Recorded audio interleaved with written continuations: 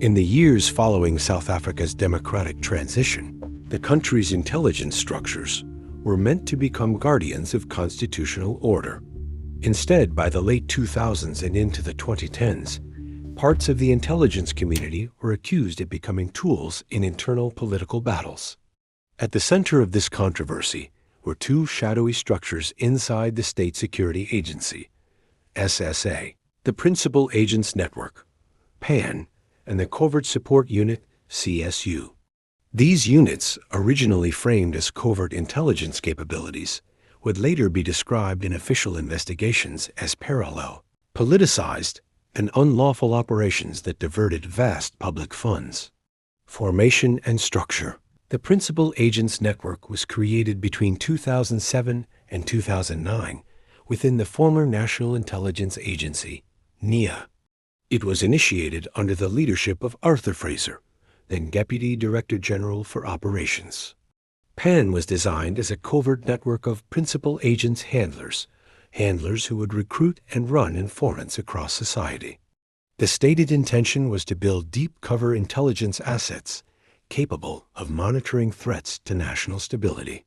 However, the network operated outside normal intelligence structures, bypassed formal recruitment and procurement processes, used secret accounts with little or no oversight.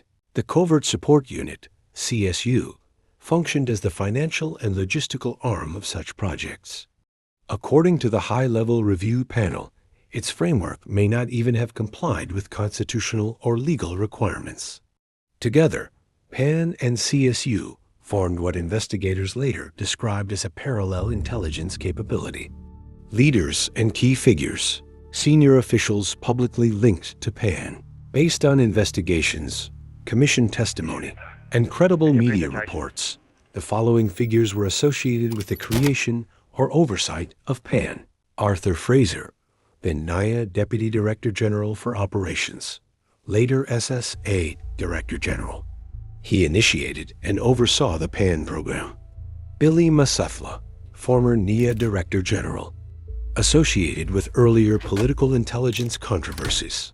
Siabanga Quell, Minister of State Security during key periods, alleged to have halted investigations into PAN.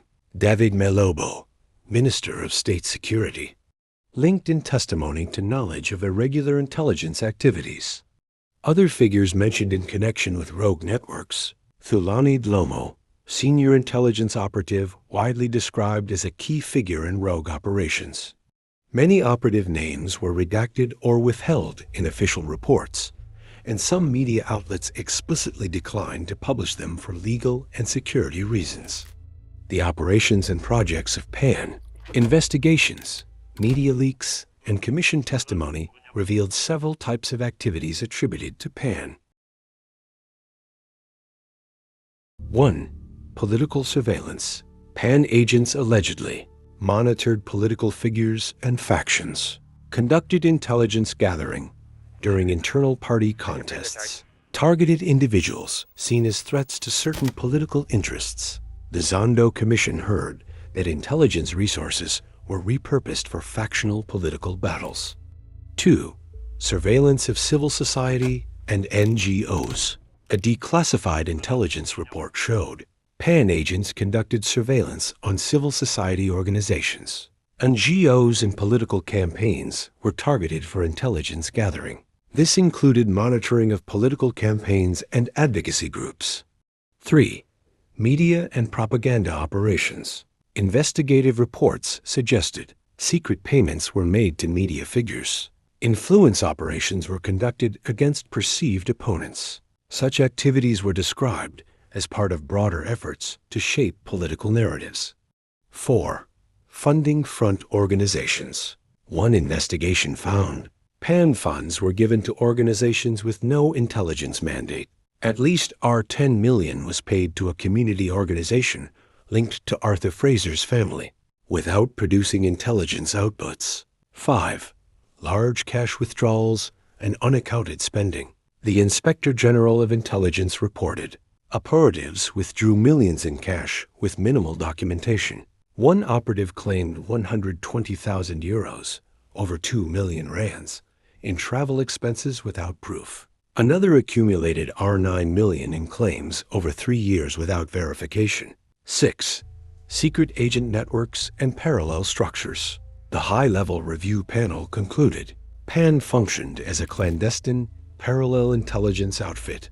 It was used to divert funds from the secret account. It served the interests of certain individuals rather than national security. The OIGI investigation. The Office of the Inspector General of Intelligence conducted detailed investigations into PAN. Key findings included PAN was established without proper authorization. It operated outside legal intelligence structures. Funds were misused and unaccounted for. Agents were tasked with illegal activities without approval. The OIGI recommended corrective action, but these recommendations were largely ignored at the time.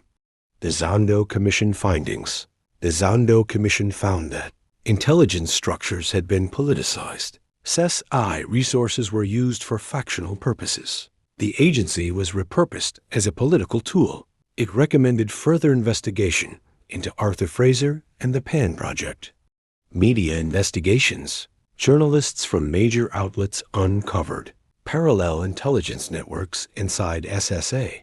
Billions of rand diverted from secret funds. Extensive financial mismanagement. Investigative reporting played a major role in exposing the network before official commissions confirmed the allegations. The disbandment. Following the OIGI findings, the High-Level Review Panel, and the Zondo Commission, PAN and related covert projects were shut down.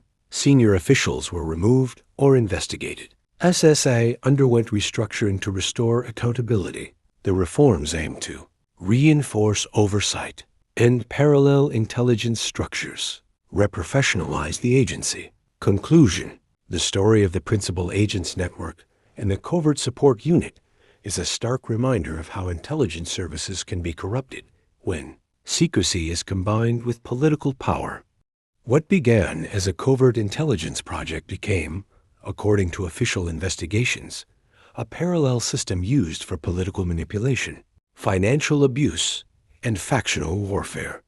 The exposure of PAN and CSU through the OIGI investigations, the High-Level Review Panel, the Zondo Commission, and investigative journalism marked one of the most significant intelligence scandals in South Africa's democratic history. It forced the country to confront an uncomfortable truth that even institutions designed to protect the state can become instruments of its erosion.